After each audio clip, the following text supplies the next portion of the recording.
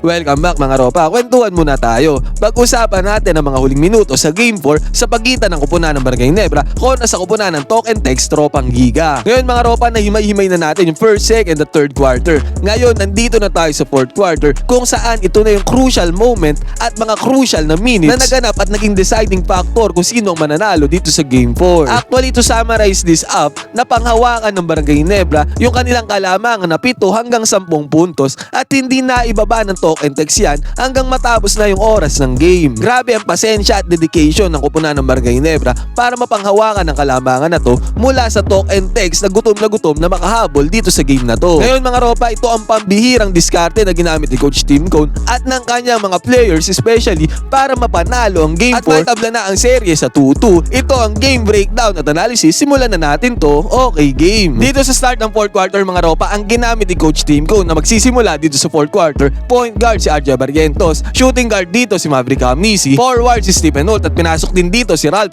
at sentro si Japet Aguilar. Ngayon mga ropa, dito sa starting 5 ni Coach Tim Cone dito sa fourth quarter, si RJ Barrientos ay hindi masyadong naging effective dito sa fourth quarter. May reasons naman ako kung bakit ko nasabi na hindi effective si RJ Barrientos. Tatalakayin natin yun mamaya. Pero dito sa pagkakataon na to mga ropa, gusto sanang i-light up ni Stephen Holt ang mood dito ng kupunan ng Barangay sa pagsisimula ng fourth quarter dito sa kanyang 4-point shot. Yun nga lang, kapos ang tira na yan ni Stephen Holt mga ropa, kaya basket is not good para sa kupunan ng Barangay. At sa kabilang banda mga ropa, alam natin na ang laruan ng Talk and Text ay puro mabilisan or fast break. Dito sinubukan ni Jason Castro na iset ang tempo or ang pace ng laro na kung saan aangkop sa mga players ng Talk and Text, kaya binilisan niya dito yung atake. Pero mintes ang nangyaring tira dito ni Jason Castro. Dito sa dalawang tira ng dalawang kupunan na to mga ropa, yung tira ni Stephen Holt at ni Jason Castro, yung mga tira na yan sana ang magsiset ng tempo or ng vibe sa pagsisimula ng fourth quarter. Pero parehas silang nagmintes. Take note mga ropa, ang score nga pala dito sa fourth quarter ay 87-77. 10 points ang kalamangan ng Barangay Ginebra dito. Ang Barangay Ginebra dito ang may upper hand kontra sa kupunan ng Talk and Text. So basically, ang gameplay dito ni Coach Tim Cone, hindi magmadali, take it easy, maging kalmado dahil sila ang may hawak ng kalamangan. Kumbaga ang possession nila dapat slowly pero surely na makakascore sila sa bawat possession. At sa next possession, ganito nga ang ginagawa ng 5 players na to ni Coach Tim Cone. Nagpapasahan sila dito ng bola, humahanap ng opportunity kung saan mas convenient silang makaka-attack at makaka-score ng madali. Pero ito mga ropa, ito na yung sinasabi ko, RJ Barrientos. Sinabi ko na nga na slowly dapat surely makascore sila dito.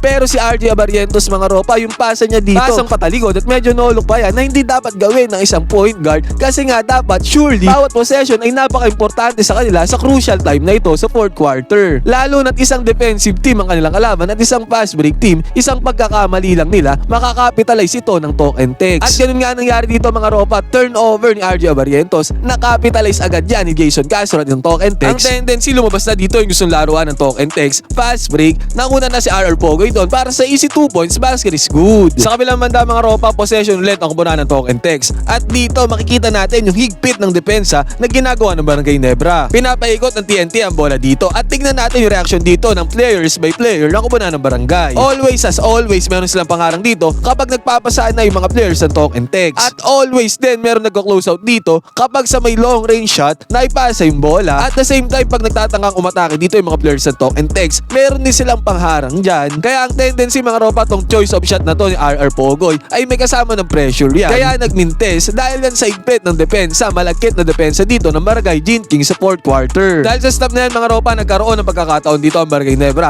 para sa kanilang possession. At sa pagkakataon na to mga ropa, inuubos nga nila yung oras. Talagang sinusulit nila yung bawat segundo ng oras dito. Pero mga ropa, another one ulit dito kay RJ Barrientos na dapat slowly but surely makakascore sila. Kahit mabagal, basta ang ending makakascore or magkakaroon ng foul. Pero dito kasi mga ropa, medyo paubos na yung oras at binigay kay RJ Barrientos yung bola. Still hindi pa rin siya nag-make ng move dito. Kaya ang nangyari dyan, aabutan pa siya ng shot clock na maputukan at nagkaroon siya dito ng 4 shots sa may 3-pointer tapos ang tira. Bad shot yan para sa kupunan ng Barangay. So ang ginawa dito ni Coach Tim Cone mga ropa, nilabas na si RJ Barrientos at pinaltan siya ni Scottie Thompson. Hindi naging maganda ang run ni RJ Barrientos dito sa pagbubukas ng fourth quarter. This time mga ropa, 87-81 na ang score. 6 na lang ang hawak na kalamangan dito ng Barangay Gin Kings. Possession ulit nila yung bola at ang nagmamando dito sa ibabaw is Scottie Thompson. Pasahan lang sila dito sa ibabaw pero nagset ng screen dito si Justin Brownlee sa may gitna. At ang tendency at outcome niyang screen na yan mga ropa, nakapwesto si Stephen Holt dito sa may kabilang side ng 3-pointer. At what ang move ang ginawa dito ni Stephen Holt against sa kanyang defender. Nag-pull back si Stephen Holt dito para sa isang open 3-pointer. Napakasakit niyan sa side ni Coach Chot Reyes mga ropa. Dahil open 3-pointer yan para kay Stephen Holt,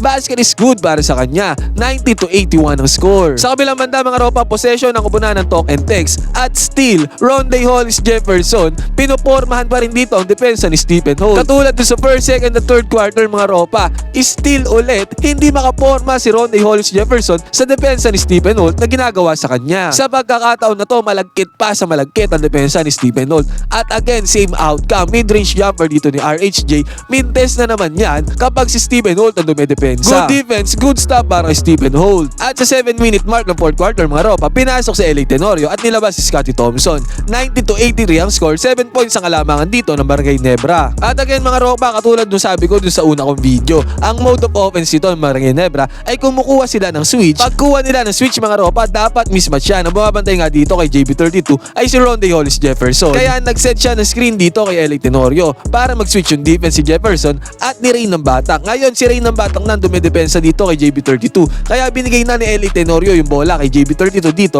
kasi nga mismatch na yan. Ang ginawa ni Justin Brownlee dito mga ropa, inatake at pinetrate na ang depensa dito ni Rain ng Batak. At grabe pa nga yung bilis ng takbo dito ni Rondae Hollis Jefferson para mag-help defense at close out dito kay JB32. Akala ko mabablock yan nung pinapanood ko sa live, pero panis ang dalawang defender dito kay Justin Brownlee. What a scoop shot para sa kanya. Basket is good, no problem para kay JB32. Sa kabilang banda mga ropa, ito ang ayaw na mangyari ni Coach Tim Gone pag pinapasok niya si LA Tenorio sa lineup. Based on observation ko lang to dun sa game mga ropa kagabi na pinanood ko ng live. Pagka kasi pinasok na si LA Tenorio dito mga ropa, kinakapitalize ni Rain ng Batak si Tenorio as a defender. Ang ginagawa niya dito ay lagi niya inaatake dito ang depensa ni LA Tenorio. At ganun nga ang ginawa niya dito mga ropa. Inatake niya ang defense dito ni LA Tenorio. Kaya no choice dito si Stephen Holt kundi lumose out dito kay Rain ng Batak. May set din naman kasi ng screen dito si RHJ kaya nahuli si LA Tenorio sa screen na yan. Pero still the fact na inatake ni Rain ng Batak ang depensa ni LA Tenorio, it shows na kayang-kaya ni Rain ng Batak si LA Tenorio sa depensa. Dahil nga self-defense na to ni Stephen Holt kay Rain ng Batak, naiwan ngayon ni Stephen Holt si Rondae Hollis Jefferson na nag-iisa.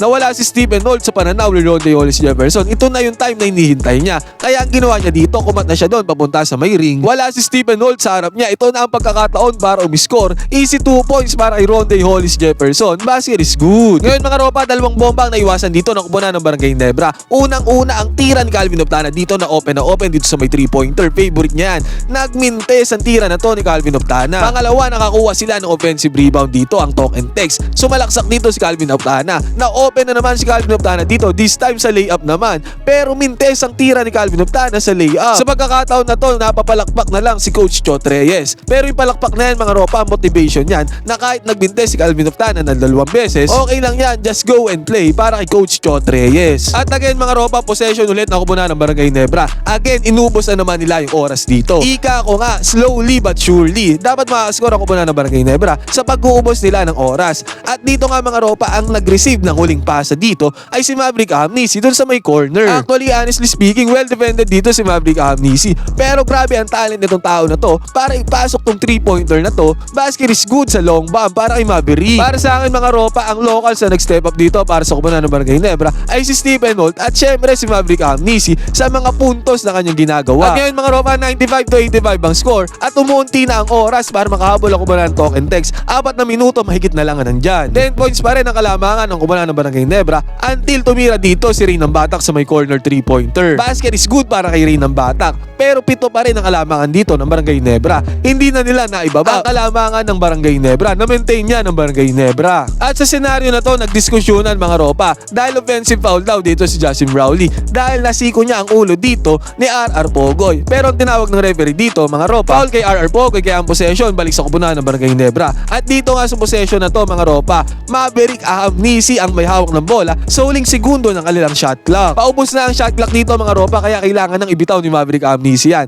Tempo na nandito siya sa top of the key 4-point line. Mahirap ipasok yung tira na yan mga ropa, malayo yan eh. Pero kailangan ng itira at ipukol ni Maverick Amnisi yan. Pagkapukol ni Maverick Amnisi mga ropa, basket is good pa para sa kanya. Napangiti na lang dito si Maverick Amnisi at napapalakpak. Sa kabilang banda, ang sinisigawan ng mga fans ng iyakin na si Poy Eram ay nakakuha agad ng fast 2-pointer. 101-92 ang score dito sa game. Ngayon mga ropa, nagbintes ang tira dito ng kupunan ng Barangay Nebra. Pagkakataon na sana to ng Talk and Text para makapitalize sa ang pagmintes na to dahil 2 minuto na lang din ang natitira sa oras. Pero mali sila ng pinasahan dito. Turnover para sa kupunan ng Talk and Text. Sayang yung stop nila na to na sana ay na-convert nila sa puntos para sana matapyasan ang kalamangan ng Barangay Nebra. At dahil dyan sa turnover na yan mga ropa, nakapitalize pa yan ang kupunan ng barangay dahil nakatira si Stephen Holt dito sa may 3-pointer. Basket is good yan. Yan ang nagpabaon na tira at nagselyado para lumayo na ang puntos ng Barangay Nebra sa kupunan ng Talk and Text. Ang nangyari tuloy dito mga ropa, 104-92 ang score. Paubos na ang oras. 12 points sa kalamangan dito ng Ginebra.